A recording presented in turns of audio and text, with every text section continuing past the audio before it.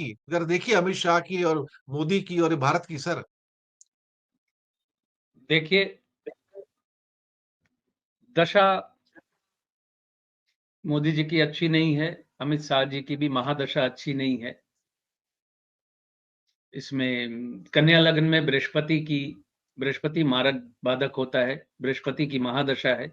बृहस्पति द्वादशे सूर्य के नक्षत्र में है और वो बृहस्पति अष्टम में है और सूर्य नीच का दूसरे भाव में है। तो यहाँ 8-12 कॉम्बिनेशन इतना ज्यादा एक्टिवेट है, इसको मैं यही कहूंगा कि समय फेवर में जब नहीं होता है तो इंसान गलत निर्णय लेने लगता है और वही होता दिख रहा है। इतने बड़े मास लेवल पे चीजें इतनी जल्दी तो डिट्रॉइट होंगी नहीं, लेकिन गलत निर्णय लगातार लिए जा रहे हैं, जिसका खामियाजा देश भुगतेगा कि पार्टी भुगतेगी, आने वाला वक्त बताएगा। लेकिन शांति तो नहीं है, ये बात तो कहने में कोई द्विधा नहीं है मुझे कि चीजों को सही तरीके से टैकल नहीं किया जा रहा। देखिए, लोकतंत्र में आंदोलन करना लोगों का अधिकार है।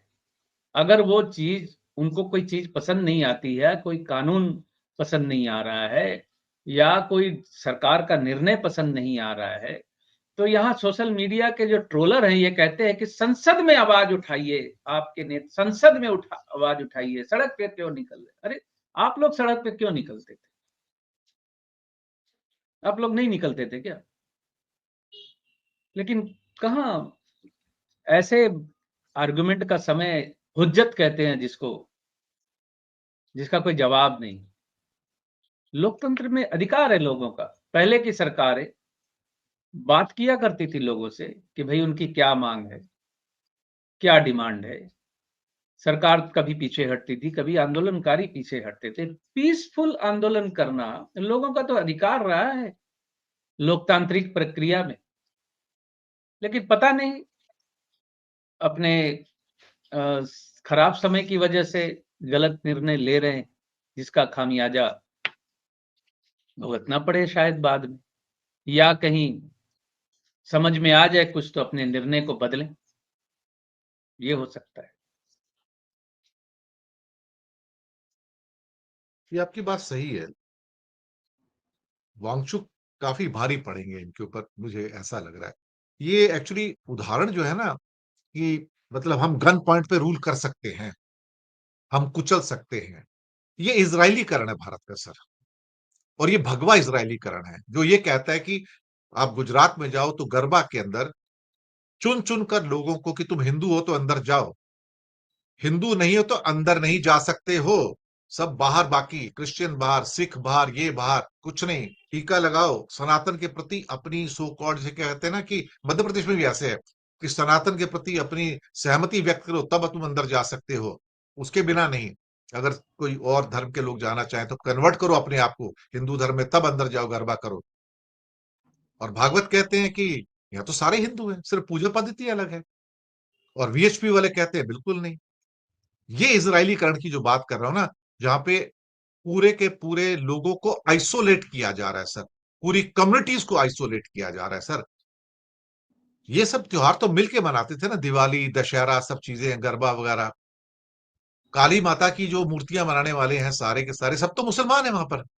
मोस्टली जो कारीगर है मुसलमान है, बंगाल के अंदर आप देखोगे आज भी जो बाकी मूर्तियां बनाने वाले जो कारीगर है मुसलमान है इंडिया में। तो आप उनकी पूजा क्यों करते हो सर? मतलब चाइना से बनी मूर्तियां आपको अलाउड है, लेकिन मुसलमानों की बनी मूर्तियों से अब आपको परहेज होना शुरू हो गया है। ये इजरायलीकरण का नुकसान है सर।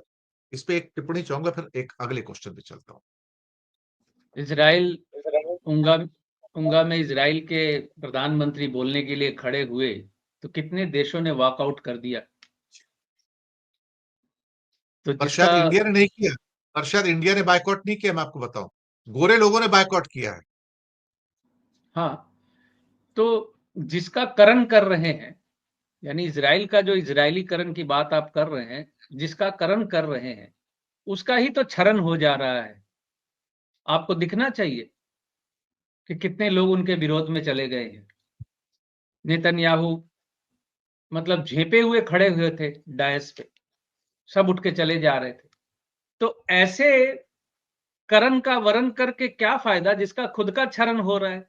यानी आपका भविष्य उसके क्षरण में दिख रहा है। फिर भी अगर उसका उस करण का वरण करते हैं, तो मैं क्या कह सकता हूँ? मैं एक मामूली ज्योतिषी हूँ। समय की गणना करता हूँ, समय के अनुसार बातें करता हूँ, जो दिखता है वो बताता हूँ। सुनने वाले सुने, समझे, ना सुने, ना समझे, उनकी मर्ज़ी। राहुल गांधी चढ़ती कला में है और उन्हें रोकने की पूरी कोशिश हो रही है। विपक्ष के ऑफर्स को रेवड़ियां बोलने वाले आज खुद रेवड़ी किंग बन गए। 75 लाख महिलाओं को 10-10 हजार रुपए खाते में डाल दिए, मोदी जी ने डाले। 14 Modi is lakh become the 90 रेवड़ी, हजार मोदी 14 जी अब लाख रेवड़ी 90 किंग हजार बन बाद गए। में भेजेंगे। नहीं, लोग अगर सोशल मीडिया में बोल रहे हैं कि 14 लाख 90 हजार बाकी है, अभी वो बाद में भेजेंगे। जी, जी, जी। तो मोदी जी रेवड़ी किंग ऑफ इंडिया इस टाइम। दूसरों को बोलने से पहले अपने गिरेबान में झाँक लें कि किस कदर वो झूठ बोलते हैं और लोगों को बरगलाते हैं एक्चुअली, कि ये लोग देखो लोगों को फ्रीबीज़ बाँटते हैं, रेवड़ियाँ बाँटते हैं और खुद तो रेवड़ियों के साथ जलेबियाँ भी बाँट रहे हैं साहब। 10,000 मतलब रुपए एक हम साथ दे दिए, 75 लाख सर लोगों को सर। सर पैसे मामा सर के घर से लाए होंगे।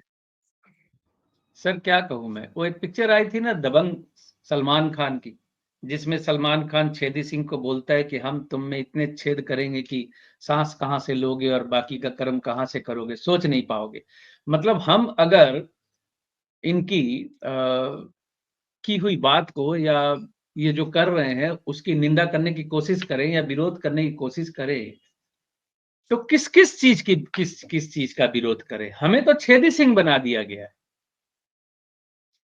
हम ना साँस ले पा रहे हैं, ना साँस छोड़ पा रहे हैं। मतलब एक एक बात का विरोध करने के लिए आर्टिकल लिखने अगर बैठते हैं, तो तब तक देखते हैं कि दूसरा कांड हो गया है। तो ये पर तो राहुल से प्रश्न मेरा यही है कि राहुल से इतनी नफ़रत क्यों है इन लोगों को? मुझे लगता है उसको भी उठा के वांगचू की तरह जेल में डाल सकते हैं सर ये लोग। 11 साल 11 नहीं, कम से कम 14-15 साल से उसको पप्पू बनाने की कोशिश के बावजूद पप्पू नहीं बना पाए जिस व्यक्ति को, आज ये चीज़ तो ज़ाहिर हो गई, लोग अच्छे-अच्छे लोग इस चीज़ को समझ रहे हैं कि राहुल की राजनीतिक मैच्योरिटी बहुत ज़्यादा है। जीएसटी को लेकर बातें कहें या H1B वीज़ा वीज़ा को लेकर बातें कहें, ये तो सत्य साबित हो रहा है अब कि राहुल गांधी ने ये सारी बातें एडवांस में अ, सावधानी दी थी। ये सारी बातें आज साबित हो रही है, राहुल गांधी ने जो-जो बोला था वो सब कुछ सामने आ रहा है। तो इसलिए नफ़रत तो होगी ही, लेकिन राहुल गांधी वांगचुक नहीं है। दूसरी बात, कुंडली के परिप्रेक्ष्य में सर मैंने एक एस्ट्रोलॉजर के तौर पे फलादेश करने के जो रिस्क लिए हैं, ऐसी स्थिति में भी वो बहुत रिस्क लिए मैंने। जिस वक़्त मुझे ये दिख रहा है कि सत्ता सत्ता के दम पे, कानून के दम पे या किसी भी प्रकार से मैनिपुलेट करके किसी को भी जैसे राहुल गांधी को फँसाने की कोशिश की गई थी। लेकिन मैंने पिछले 2024 के पहले भी जब राहुल गांधी की जेल जाने की बात लगभग पक्की होती जा रही थी, मैंने बोला था इनकी कुंडली में जेल जाने का योग नहीं है। तो एस्ट्रोलॉजिकली मैं यहाँ ये बता सकता हूँ कि राहुल गांधी जी की कुंडली में जेल जाने का योग नहीं है। कम से कम मार्च 2027 तक तो इनको रोकना मुश्किल है और मार्च 2027 तक यानी 2026 पूरा पड़ा हुआ है और 27 का मार्च तक पड़ा हुआ है, यानी 12 और 3 15 16 महीने अभी भी ज़्यादा 18-19 महीने अभी भी ऐसे हैं, राहुल गांधी को रोकना मुश्किल है और उसके बाद जो बुध की अंतर्दशा आएगी, वो भी कोई जेल यात्रा का इंडिकेशन नहीं कर रही है। मैं एस्ट्रोलॉजिकली इस चीज़ को बड़ा क्लियर कट आपको बता रहा हूँ कि अमेरिका से होते हुए हमले, पूरे विश्व में पड़ते हुए हम अकेले जो भी स्थितियाँ बन रही हैं, ऐसी स्थिति बहुत जल्द आएगी कि इस सरकार को लोकसभा को भंग करके चुनाव में जाना बाध्यता बन जाएगी इस सरकार की। फिर से ये मैंडेट आपने कहा लेने भी की ये आपने कहा भी।